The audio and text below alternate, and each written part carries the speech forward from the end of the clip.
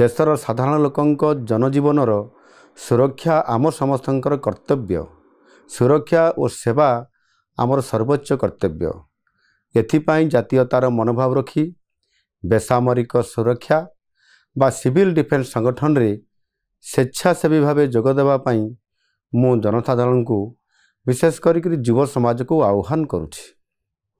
युव समाज ही आम आशा भरोसा और शक्तिर प्रतीक। इच्छुक स्वेच्छासेवी माने जिला स्तर रे जिलापाल माननकु आवेदन करि परिबे। जिलापाल होउछंती जिला बेसामरिक सुरक्षार नियंत्रक। यही स्वेच्छासेवी माननकु प्रशिक्षित कराजिबो। आवश्यक हेले सेवा और जातीयतार मनोभाव रखी सेमाने जनसाधारण को सेवा जोगाई देबे। आम राज्यर 12टी स्थान रे सिविल डिफेन्स संगठन कार्य करुछि।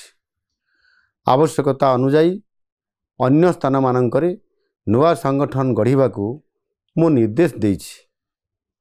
मोर आशा और विश्वास सेवा और जातीयतार मनोभाव रखी अनेक व्यक्ति विशेष करके युववर्ग एथिपाई आगे आसबे। जय हिंद।